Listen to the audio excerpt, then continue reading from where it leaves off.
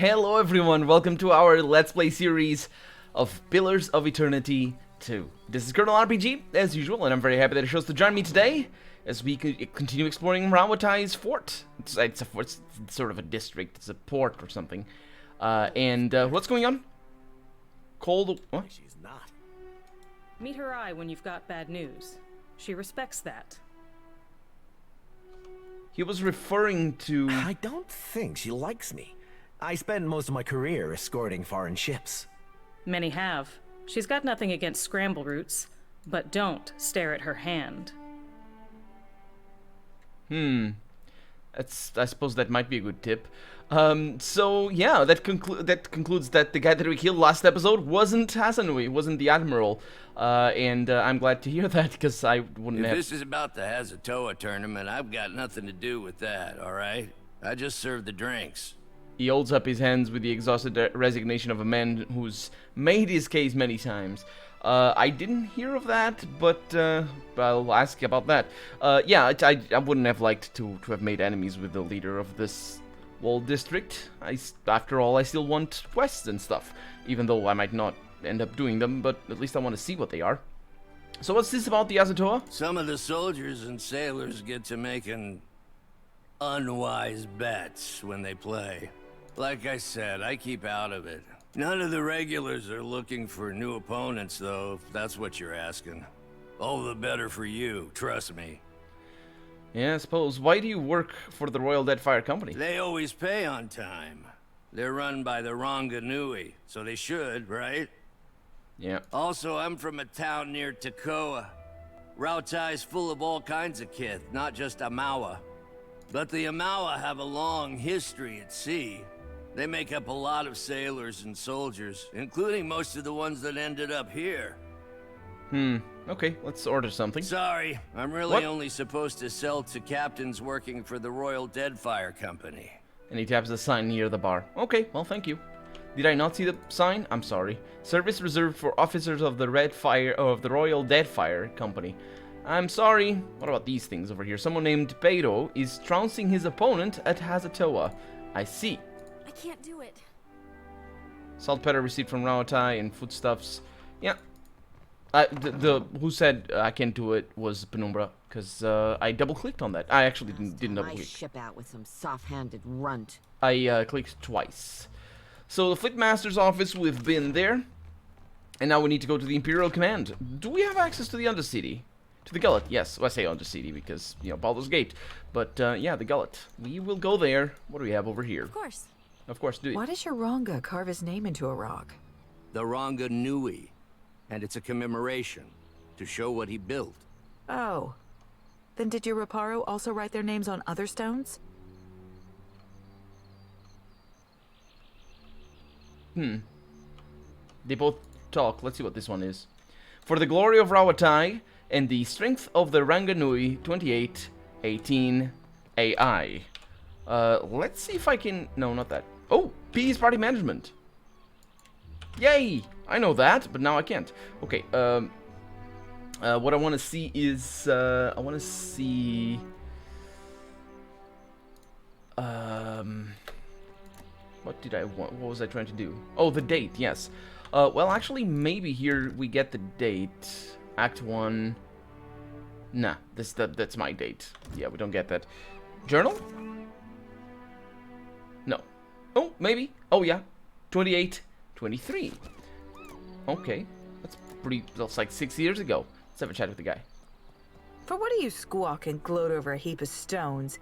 Akira, you Rawataians are strange cousins indeed. A well-dressed Juana woman shakes her head at the Rawataian man. The tone of their debate is spirited but not unfriendly. The brass citadel is a marvel of modern engineering.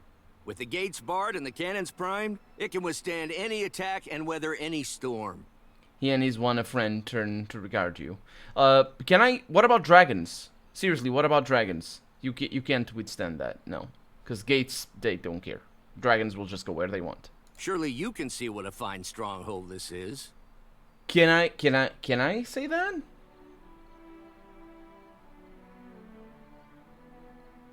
Let's go with this one. Sounds very I like it. I'm sure the Brass Citadel is very nice. Please, spare us empty pleasantries. You mean sarcastic pleasantries? We transformed a rocky cove into the best defended harbor in Nekataka. Such achievements must be celebrated. This rocky cove was once a prized fishing spot for the Riparu. These Rawatayans act as if every bare islet is merely awaiting a fort or a farm. They cannot look at anything without planning to change it. To strive is to survive. Those who would achieve greatness must make the world a better, more ordered place than they found it. Why change the world when you can learn to live in it the way it is? This is what my people have done for thousands of years. That is a very interesting opposition of two very legitimate and interesting attitudes. To change the world to your vision, or to change, not even change, but just adapt to the world as you see it. Of course, as always, as you see it. It is interesting. Let's see. Even the mightiest works crumble. Why waste blood on and sweat on them? Well, yeah. We should ask what provides the greatest benefit: a fishing spot or a harbor? That's a way of looking at it. But the benefit to whom would be the question. It does not need our hand to guide its change. The world is bigger than us. What does that mean? Does it mean that we shouldn't change the world? Or does it mean that the world doesn't care whether we change it or not because it is bigger than us? Because there's two ways of looking at this particular line over here. I'm kind of curious. I'll go with that, and we'll see what our character has to say about that. And wild barley grows on its own, but most of it dies without a skilled farmer. Yeah, I think that was meant to be as a sort of, don't touch it, it's good as it is, it's bigger than us. And he snorts, but there's something good-natured in his disagreement. Akira, nothing invigorates like a good discussion. Thank you for indulging us. You're not really discussing, though. You're just sort of, you're not really doing anything. It's an interesting discussion. I just don't know how to discuss it, to be honest. Because they are opposing viewpoints of the world. And you need to get to the bottom of each viewpoint to be able to discuss that, I would say. What has it What's going on? in the Songo? What disaster darkened its halls? Brave trenches call for justice. Kahunga fold their hands. Ooh. Lore callers Chanter. Hey. The valiant cheered her Songo I'm here. from afar. Malice lay behind their eyes. Their hearts hid treachery. Huh. Mighty winds. Yeah, he's sent just us gonna shout at north me. To the shores of Rawatai, till our 5 ships bore us out to Deadfire once again. Is he just chanting that's a very peculiar way of chanting Rawatai, but Rawatai way. But he's just chanting the glory of green islands and blue skies. of the Rawatai. The locals don't know how good they have it. Do you have bad weather up north? Two guards gaze over the ramparts at the vista, Queen's Berth shining in the near distance, and the rippling sea beyond. Can you believe your eyes? I've never seen such a fair, pristine land. You two seem awfully enchanted with the view. I grew up surrounded by storms and stones. Rawatai is my soul. But this place has enchanted me. He blinks quickly, as if afraid to miss the view even for a moment. It's the land. Fertile, green, and abundant. No, it's something else. I just can't put my finger on what. Maybe you don't know what, and you just... Well, maybe that's what putting your finger on that means. Anyway, he scratches the back of his head and squints, perhaps hoping to find the answer somewhere in the view. There could be something supernatural to that, actually. Deadfire's vast archipelago rich in resources. You're drawn to the potential it represents. Oh, I see. So we're trying to guess what he's...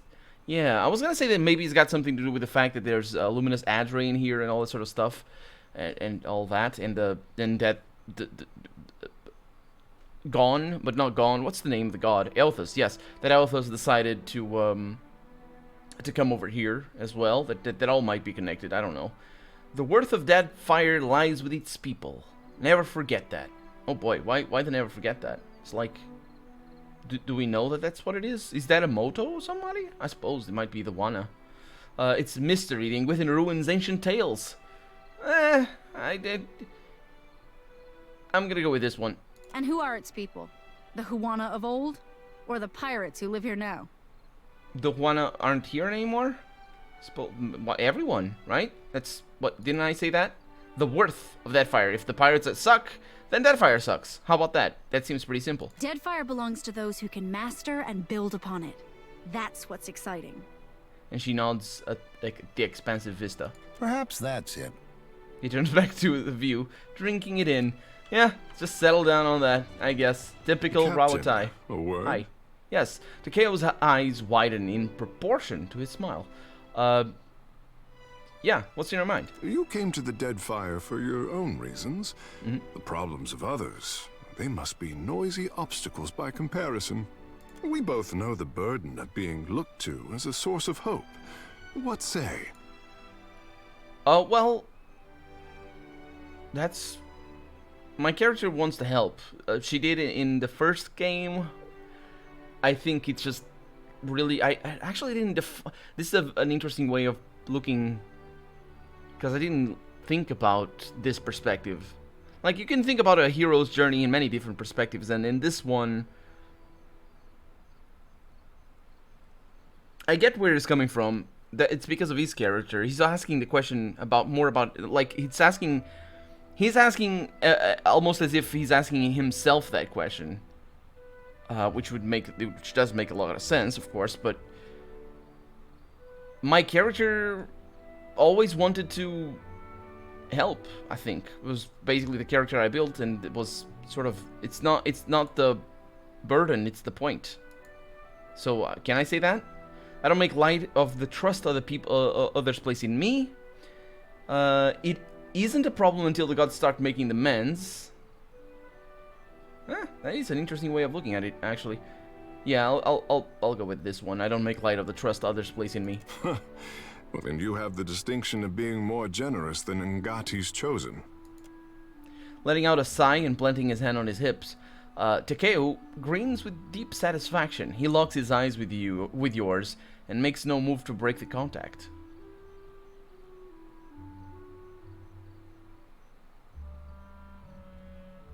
What are you doing I'm gonna go with that because that fits my character, but I would like to do this as well. What are you doing? I am feeling braver than normal. Ikera, a good captain has that effect on their crew. All the powers of the Deadfire have their eyes on the Watcher of Cadnua. Tell me, is the Watcher watching anyone? What? He tips his head coyly to the side, letting his hair drape down with a moist squish. What? There is Yovara. Oh yeah, Yovara. Oh boy. Yovara is gone though, but she has been dead for a long time. Yeah, so Yovara X Encios, I had forgotten where she came from. X Encios is one of the cities. Was an Ingwithan and former missionary. After learning that the origin of the gods was artificial, she led a following against the religion of her people. A retaliatory inquisition would capture the torturer Yovara, consigning her soul to the Court of Penitence, which we visit in the first game. Where she remained for over 2,000 years before her sentence was ended by the Watcher of Cadnua. Yovara is definitely my favorite character of the first game. Not my favorite companion, but my favorite character, so including companions. And also she's not a companion, so I'm just saying it because I sometimes say, oh, this is my favorite companion, or I really like this companion. I make a distinction. The characters of the game, Yovara is just fantastic. She is really well written in regards to just the prose of it, and the lyricism of a lot of her lines. They're fantastic. When I say lyricism, I don't mean literal singing, or poetry even. I just mean they're wordsmith. They're really cool. But she's just fantastic. I really enjoy her character, and I enjoyed her character as a person more in the Let's Play that I did rather than in the Twitch playthrough. But then again, I really didn't understand the ending of the game in the Let's Play that I did. What I did is just there were a lot of aspects that I didn't get because it is a very complex game, Pillars of Eternity 1. In the second playthrough, I still didn't get the timeline, specifically the timeline, as I keep saying, of when the gods were created, Yuvara was fighting against the existence of the gods, and or rather not against the existence of the gods, but she was fighting against the notion that the gods even existed in the first place. And that confused me tremendously, because I think by the time she was fighting, the gods weren't real. They literally did not exist. And because I didn't understand that, because I thought the gods existed, they just weren't the creators of the universe, or more importantly, not necessarily the creators, but they weren't who the Ingwithans said they were, in regards to just the ultimate authorities. They were rather creations of the Ingwithans.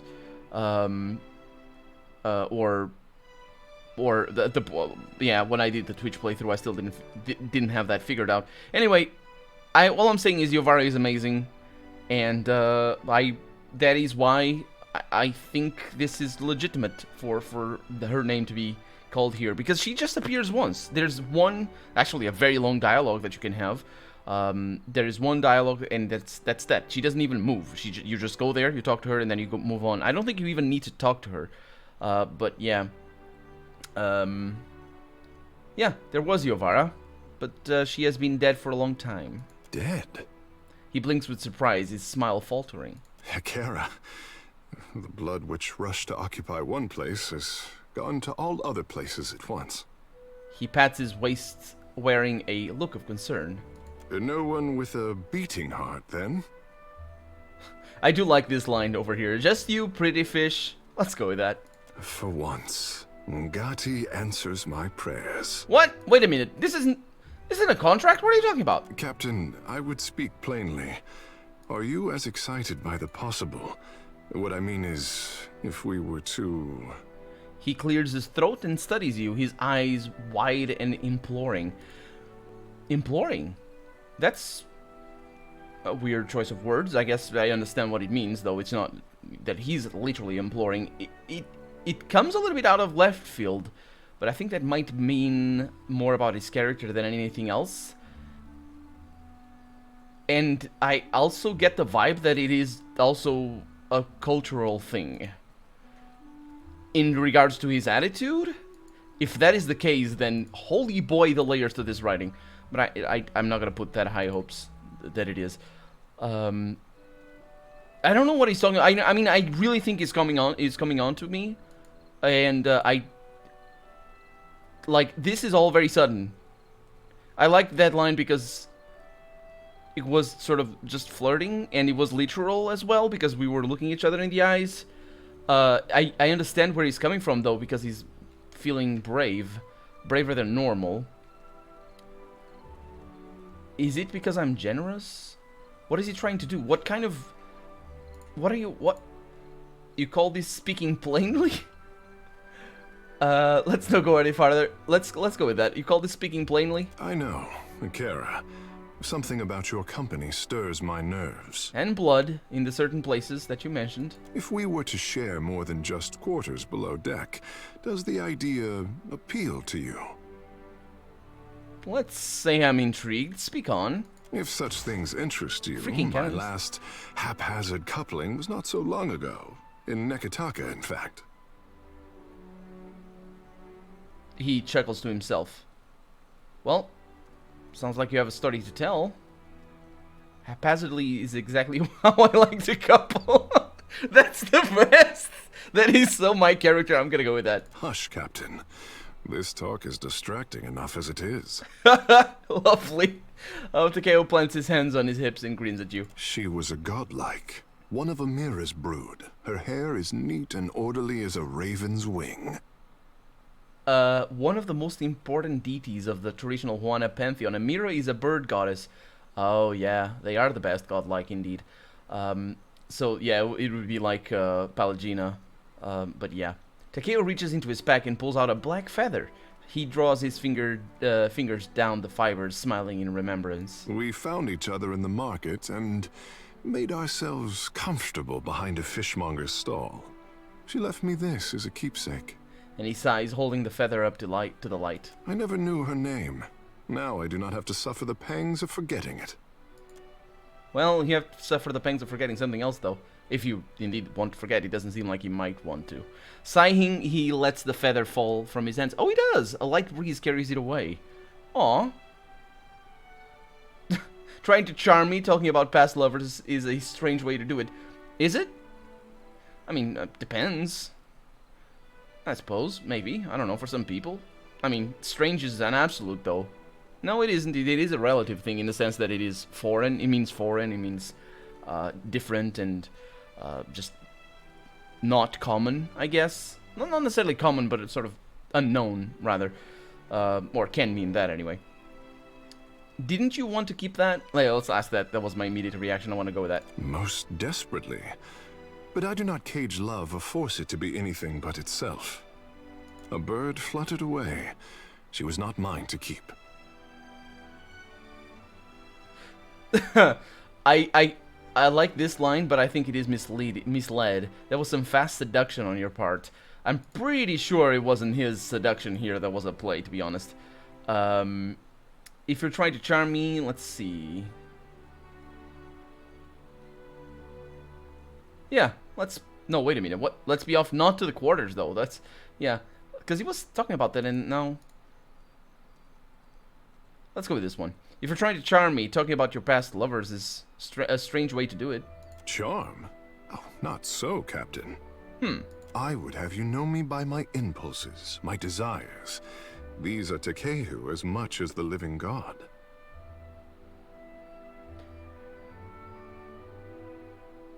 There was some fast seduction on your part. Let's see if I was right in my interpretation of this line. Well, it helps when both parties are beautiful, full of desire, and have no afternoon plans. I was expected at the guild hall, but one must have their priorities. Well, let's be off, so I can let that story play out in my head some more. As you say, Captain. And he grins and wipes his hands clean. Okay, I do not want you to misunderstand. I am a sea anemone, hungry and eager to close around stimulation. I would draw you in with care, with patience. He raises his brow and studies you, looking for a reaction. Yeah, his intention is to let his... What did he say? I think it's weird. But like, either he's playing hard to get, which is like, what? You're all over the place because he just came on to me very strongly. But more to the point, it might be just saying thing, might just have sort of a... He's just saying what he feels like saying, because there was a bit of a TMI moment right there where I didn't feel like commenting, but it was, yeah, and then hungry and eager to close around stimulation. It's a good thing it's not prey. I would draw, yeah, okay, so he raises his eyebrow and stunning. I'm hesitant to call that sexy, but I'll allow it. Oh boy. Are you saying there's a mouth somewhere on the back of your head? Let's go with that. I know of one way to find out. And his lips part in a slight smile. He looks you up and down, thumbing his chin and clearly appreciating what he sees. We could blunt our teeth on more idle chatter, but I cherish the suspense. Come. He tips his head to indicate the path before you.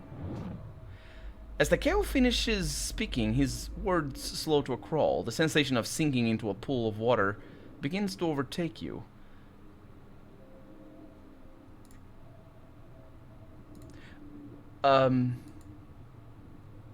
Okay. Where is he taking me? I think we are about to do the whole haphazard thing that we were talking about. Generally, there's a bit of an impasse in the conversation in regards to that, but I am wondering if he's doing this on purpose. But I'm still gonna surrender to the sensation and see what happens. I want better for him than you. Hey! What? Ngati's great bulbous eyes narrow to pinpricks. More is left unspoken, but you feel your lungs constrict as salt water fills your nose. The world once again reasserts itself, the sensation of moisture and depth pulling away with some resistance. Tekëhu fans his hand over his mouth and yawns. What is he showing me? It is weird. I had some other questions. What say, Captain? Huh. Let's be off. am curious.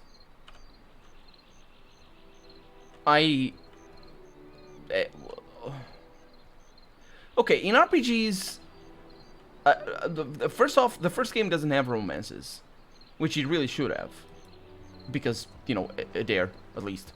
But I am curious here in regards to, like, from a gameplay mechanic, or rather from a historical gameplay mechanic, RPGs tend to have romances in a very exclusionary way. Like, for example, like, there are some games that don't do that. And I'm not talking about polyamorous relationships, although, of course, there must be some games that do that as well. Maybe not necessarily RPGs. I'm talking about, in particular, what you see, for example, in The Witcher. Like, you don't see that in RPGs. Specifically, you don't see that in Baldur's Gate. And I don't think you see that in any BioWare game. And recently, I've been playing Elex, and there's a situation where you get into a romance, or you can get into a romance, and then everyone acts as if you're engaged. So, like, the situation here is very much just flirting. There's non-committal. There's just that he sounds like there's just, you know, we're off to a little bit of fun, and that's that. And like, it is framed in that light. But then comes the goddess, and she's, I want better than you. Who do you care who he plows? Seriously, goddess. And besides, he seems to plow a lot. So yeah, I don't remember her name. That's why I'm calling her goddess. She's the Ondra. Yeah. But then there's this line. You need something? Yes, I do. I need to talk to you. It is relaxing to crouch in your shade, Captain. I hope can't. you do not mind if I tarry a while. I'm very small. You can't do that. I come to you with another tale of indecency. Oh, okay. Assuming you would enjoy having your blood flow steered southward. Well, I love these lines. They're so awesome. Oh boy, steer away, helmsman. Before I came to Nekataka, I spent many a night alone tending to signal fires on the beaches of my village. One lonely evening, a shadow approached me. It was an Aumaua as tall as the crags of Magrin's teeth. He cranes his head back and smiles at the thought. He planted his harpoon in the ground and knelt to warm his hands. Go on. He was a whaler on a year-long voyage, his ship weighed down with meat, oil, and bone. But he studied me like I was something new to the sea. For hours we spoke of his travels. He left at first light, but not before asking to touch me, here. He raises his fingertips to the circular spot on his brow. Okay, I'm gonna feel the spot. You bring your hands up to touch Tekëhu's head. He accepts the gesture, leaning into it. His brow is slightly moist, but Tekëhu's spot is notably soft to touch. That was a sentence. After lingering a moment, Tekëhu eases back, smiling a little as he breaks contact. By day, he traded with my village. I saw him in the market, the Ranga's hut. He saw me as well. When the moon rose, I led him from the guest hut and showed him the stars from the beach, and much else besides. What I was gonna say when I talked to him is that line where I said, I think we should go back to being just crewmates. We are really just crewmates. That is the point. Like, you know what I mean? I think we are in a committed romance with him. And it's just a thing now. I mean, let's see where it goes. So far, the writing doesn't seem out of place, though, at all. It's just that line was out of place. That line about us being going back to crewmates. So I don't know.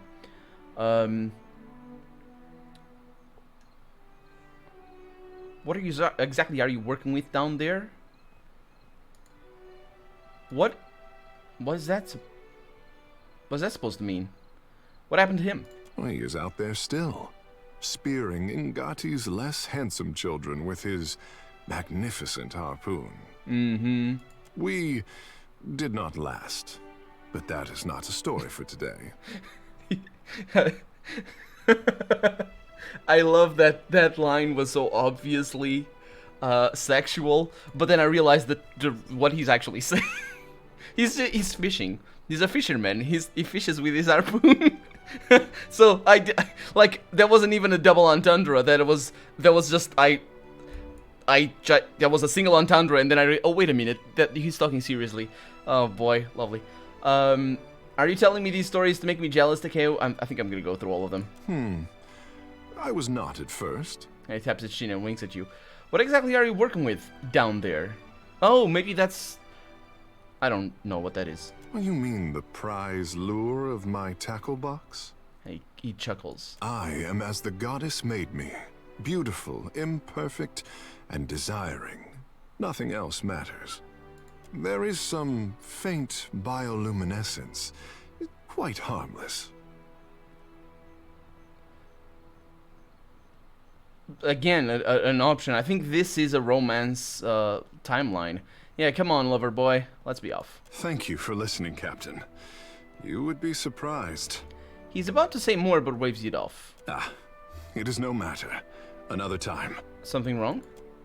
He merely smiles and shakes his head, his bulbous hair squishing gently about his neck.